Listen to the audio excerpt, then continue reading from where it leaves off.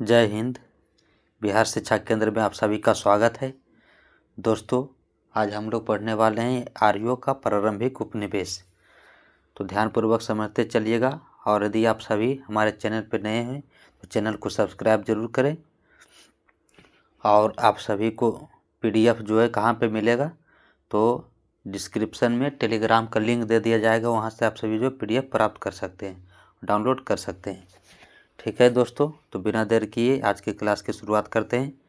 आर्यों का प्रारंभिक उपनिवेश। देखिए, समझते चलिएगा, बहुत ही आसानी से समझ में आ जाएगा। तो आर्य लोग जो भारत आए थे, तो आप अपना सबसे पहले जो है उपनिवेश कहाँ पे स्थापित किए थे, इसी के बारे में अध्ययन करना है। तो आर्यों का प्रारंभिक उपनिवेश, देखिए, आर्यों के इस भौगोलिक ज्ञान से स्पष्ट होता है कि उनके प्रारंभिक उपनिवेश सिंधु सरस्वती नदियों के क्षेत्र में विस्तृत थे। यानी जो उन्हें भौगोलिक ज्ञान था, उससे स्पष्ट क्या होता है कि प्रीवियस क्लास में इसके बारे में पढ़ा चुके हैं, जा कर के पढ़ सकते हैं भौगोलिक ज्ञान के बारे में। तो प्रारंभिक उपनिवेश जो है उनके भौगोलिक ज्ञान से स्पष्ट पता चलता है कि उनके प्रारंभिक उपनिवेश जो है कहाँ पे थे, तो सिंधु सरस्वती नदियों के क्षेत्र में। कहाँ, याद रखिएगा, सिंधु सरस्वती नदियों के क्षेत्र में। सिंधु सरस्वती नदियों के क्षेत्र में जो उनका सबसे प्रारंभिक उपनिवेश था पहले, यहाँ तक जो विस्तारित थे। आगे बढ़ते हैं। कुछ उपनिवेश जो है सरस्वती नदी के पूर्व में यानी यमुना नदी तक था। कुछ उपनिवेश जो है सरस्वती नदी के पूर्व में यमुना नदी तक विस्तारित थे, लेकिन यमुना के पूर्व में आर्यों का कोई उपनिवेश स्थापित नहीं था। यानी आर्यों का जो उपनिवेश सरस्वती नदी के पूर्व में यमुना नदी तक जो विस्तारित थे, लेकिन यमुना के पूर्व में उनका कोई उपनिवेश जो स्थापित नहीं था। पश्चिम में उनके उपनिवेशों का विस्तार देखा जाए कहाँ तक था, तो अफगानिस्तान तक था। पश्चिम में यदि आपसे पूछा जाए आर्यों का उपनिवेश कहाँ तक था, तो अफगानिस्तान तक, और पूर्व में कहाँ, यमुना नदी के तक जो था विस्तार था। और यमुना नदी से पूर्व जो है उनका उपनिवेश स्थापित नहीं था। और सरस्वती नदी, सिंधु से सरस्वती नदी के बीच में उनका प्रारंभिक उपनिवेश था, याद रखिएगा। आगे बढ़ते हैं। कालांतर में यानी बाद में सरस्वती और दृष्टद्युति के मध्य के क्षेत्र को पवित्र समझा जाने लगा, और इन्हें क्या नाम दिया गया, ब्रह्मावर्त के नाम से जाना गया। ब्रह्मावर्त, सरस्वती और दृष्ट नदी के मध्य के जो क्षेत्र है उसे पवित्र समझा जाने लगा बाद में, और इसे क्या नाम दिया गया, ब्रह्मावर्त के नाम से पुकारा गया। सिंधु प्रदेश और पंजाब में आर्यों के उपनिवेश मुख्य रूप से नदियों के तट पर स्थित थे। यानी सिंधु प्रदेश और पंजाब में आर्यों का जो उपनिवेश था मुख्य रूप से नदी के तट पे, नदियों के तट पर स्थित थे। यह जानकारी जो है ऋग्वेद से होती है। इस प्रकार आर्यों के जो प्रारंभिक उपनिवेश देखा जाए तो अफगानिस्तान, पंजाब, सिंधु, राजस्थान का उत्तरी भाग, कश्मीर सीमा प्रांत में विस्तारित है। यदि आपसे पूछा जाए आर्यों का प्रारंभिक उपनिवेश का विस्तार कहाँ कहाँ तक था, तो अफगानिस्तान, पंजाब, सिंधु, राजस्थान का उत्तरी भाग, कश्मीर सीमा प्रांत में विस्तारित थे। ऋग्वेद में सप्त सैंधव का उल्लेख मिलता है। किसका उल्लेख मिलता है, सप्त सैंधव यानी 7 नदियों की भूमि, 7 नदी। तो सप्त सैंधव का उल्लेख जो मिलता है, जिससे ज्ञात होता है कि आर्यों के जो उपनिवेश मुख्य रूप से सिंधु नदी से सरस्वती नदी के क्षेत्र में स्थित थे। यह जो याद रखिएगा, सिंधु नदी से सरस्वती नदी के क्षेत्र में जो इनका उपनिवेश स्थित था, प्रारंभिक उपनिवेश आर्यों के देखा जाए तो सिंधु नदी से सरस्वती नदी के क्षेत्र, इसी को बोला गया सप्त सैंधव। इसी को सप्त सैंधव के नाम से जो है जाना गया। देखिए, सिंधु नदी से सरस्वती नदी राजस्थान में, इस वाले क्षेत्र को क्या बोला गया, सप्त सैंधव क्षेत्र। तो निष्कर्ष क्या निकला कि ऋग्वेद काल में जो है आर्यों का विस्तार मुख्य रूप से सप्त सैंधव प्रदेश अर्थात सिंधु नदी से सरस्वती नदी तक था। यानी क्या बताइएगा यदि आपसे पूछा जाए कि आर्यों का जो सर्वप्रथम जो भारत आए थे तो अपना उपनिवेश कहाँ पे स्थापित किए थे, तो क्या बताइएगा सप्त सैंधव प्रदेश। सप्त सैंधव प्रदेश जो है सिंधु नदी से लेकर सरस्वती नदी तक था। उनके कुछ समूह उत्तर पश्चिम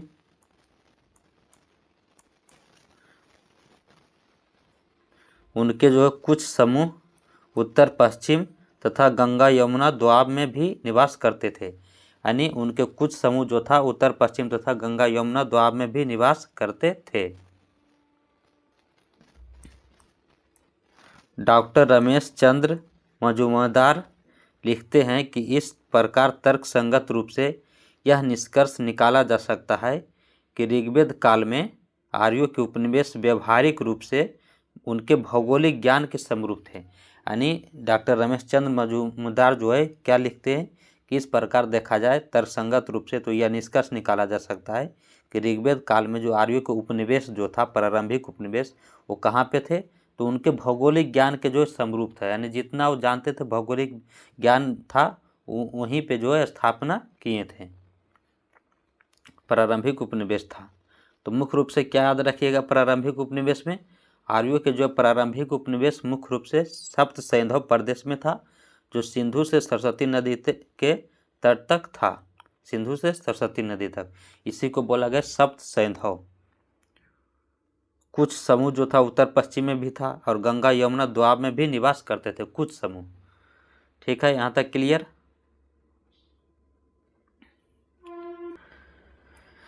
आइए आगे बढ़ते हैं। अब थोड़ा सा देख लेते हैं ऋग्वेद में आर्यों के जन।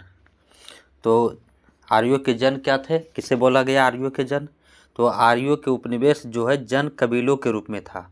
किस रूप में था, ये लोग जो उपनिवेश स्थापित किए थे जन कबीलों के रूप में, यानी आर्य जो आए थे कबीलों के रूप में आए थे, तो इसी को बोला गया जन कबीलों के रूप में थे। इन जनों में जो है राजतंत्र प्रणाली अस्तित्व में थी। इन जनों में कौन से प्रणाली अस्तित्व में थी, तो राजतंत्र प्रणाली अस्तित्व में थी। ऋग्वेद में इन जनों का उल्लेख जो 10 राजाओं के युद्ध के वर्णन में किया गया है। यानी ये जो आर्यों के जन थे जन का उल्लेख 10 राजाओं के युद्ध के वर्णन में किया गया है। 10 राजाओं का युद्ध आर्य राजाओं का युद्ध था।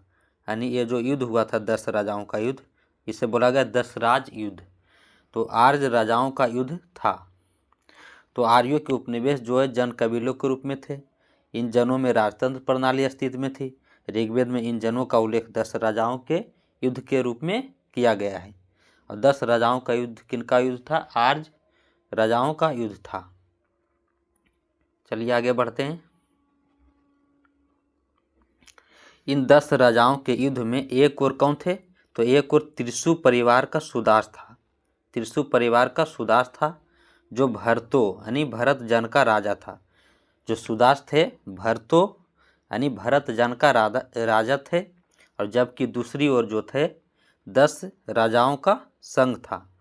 तो ये जो 10 राज युद्ध इसे क्यों बोला गया है, क्योंकि इसमें जो है एक तरफ 10 राजा शामिल थे और एक तरफ जो थे कौन थे, सुदास, त्रिशु परिवार का सुदास जो कि भरत जन के राजा थे।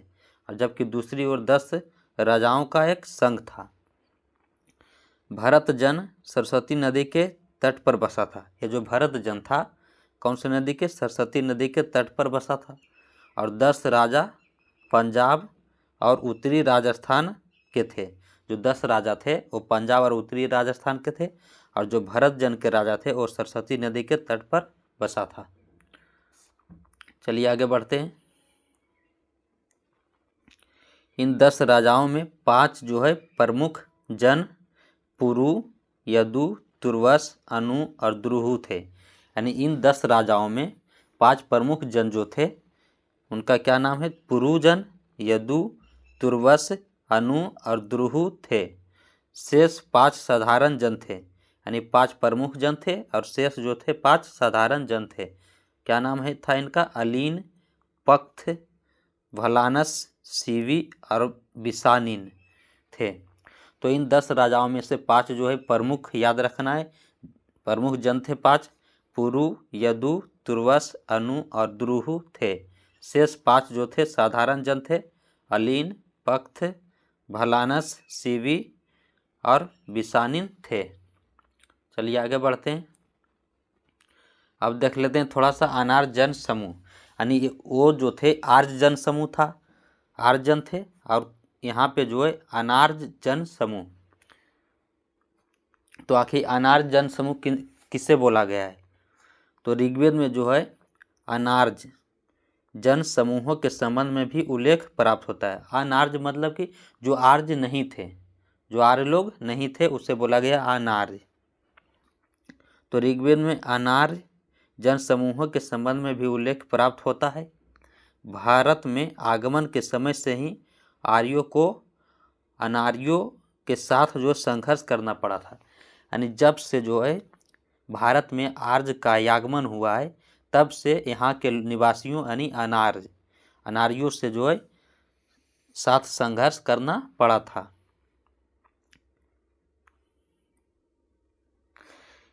इनके लिए ये प्राय दास और दस्यु शब्द का जो है प्रयोग करते हैं, यानी जो अनार्य है उसके लिए कौन सा शब्द का जो प्रयोग करते थे आर्य लोग? दास और दस्यु शब्द का प्रयोग करते थे। संभवतः ऋग्वेद में दास उन अनार्यों के लिए प्रयुक्त किया गया है जिन्हें युद्ध में जो है बंदी बना लिया जाता था, यानी आर्य लोग जो थे अनार्यों के लिए प्रयुक्त करते थे दास और दस्यु शब्द। तो दास और दस्यु शब्द का जो प्रयोग करते थे वो अनार्य लोग के लिए करते थे जिसे युद्ध में बंदी बना लिया जाता था, उसके लिए दास और दस्यु शब्द का प्रयोग करते थे। आर्य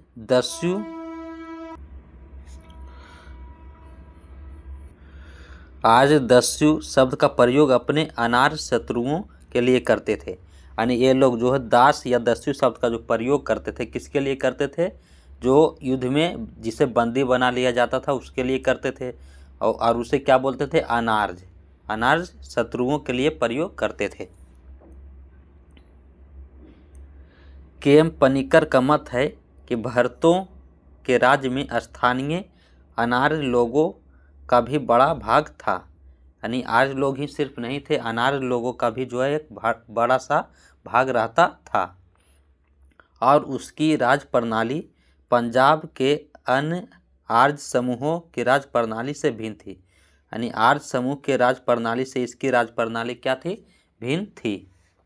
अतः भरतों तथा अन्य आर्य समूहों में संघर्ष अवश्यंभावी था, यानी जरूरी था, अवश्यंभावी था, जो 10 राजाओं के युद्ध के रूप में हुआ। यानी इनकी जो राज प्रणाली थी, आर्य समूह की राज प्रणाली अलग थी, और जो अनार्य लोग थे उनकी राज प्रणाली अलग थी। तो ओ के.एम. पनिकर मानते हैं कि संघर्ष जो है अवश्यंभावी था, जो 10 राजाओं के युद्ध के रूप में हुआ। और उनका क्या मानना है?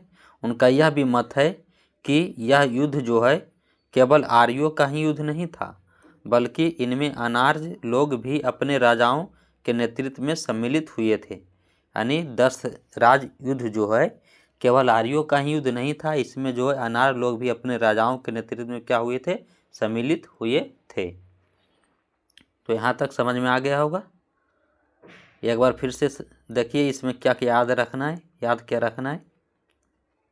देखिए, यानी ऋग्वेद में सबसे पहले आर्यों के जन, और दूसरा क्या समझे कि अनार्यों के जन। तो आर्य लोग जो थे कबीले के रूप में आए थे, जन कबीलों के रूप में थे। क्या थे? जन कबीलों के रूप में। और ये इनका जो प्रणाली था राज प्रणाली कैसा था? राजतंत्र प्रणाली अस्तित्व में थी। इन जनों में जो थी राजतंत्र प्रणाली अस्तित्व में थी। ऋग्वेद में इन जनों का उल्लेख जो है 10 राजाओं के युद्ध के रूप में किया गया है। 10 राजाओं का युद्ध जो है आर्य राजाओं का युद्ध था, लेकिन के.एम. पनिकर क्या मानते हैं कि यह केवल जो है आर्य राजाओं का ही जो है युद्ध नहीं था, बल्कि इसमें जो है अनार्य लोग भी सम्मिलित हुए थे अपने राजा के नेतृत्व में। इन 10 राजाओं के युद्ध में एक और कौन थे? तो एक और त्रिशु परिवार का सुदास, यह याद रखिएगा। 10 राजाओं के युद्ध में जो है एक और सुदास जो कि भरत जन के राजा थे, जबकि दूसरी ओर 10 राजाओं का संघ था। भरत जन जो था सरस्वती नदी के तट पर बसा था। याद रखिएगा, भरत जन सरस्वती नदी के तट पर बसा था और 10 राजा जो थे पंजाब और उत्तरी राजस्थान के थे। इन 10 राजाओं में 5 जो थे प्रमुख जन थे। पुरु, यदु, तुर्बस, अनु और द्रुहु थे। शेष 5 साधारण जन अलीन, पख्त, भलानस, शिवी और विषानिन थे। ऋग्वेद में अनार्य जनसमूह के संबंध में भी उल्लेख मिलता है।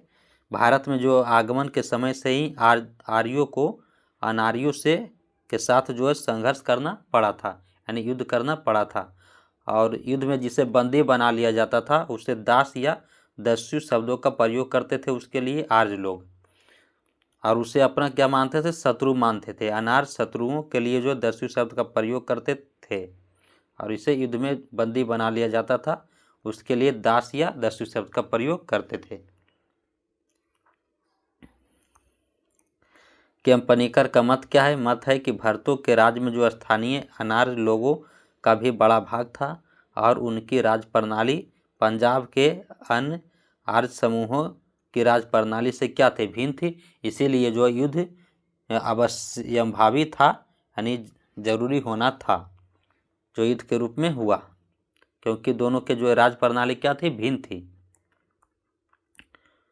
उनका यह भी मत है कि यह युद्ध जो है यानी दशराज युद्ध केवल आर्यों का ही युद्ध नहीं था, बल्कि इसमें जो है अनार्य लोग भी अपने राजाओं के नेतृत्व में सम्मिलित हुए थे। तो आज की क्लास यहीं तक रखते हैं दोस्तों। यदि आप सभी को क्लास अच्छा लग रहा है तो लाइक शेयर जरूर करें और कमेंट बॉक्स में अपना फीडबैक जरूर दें। ठीक है दोस्तों, धन्यवाद।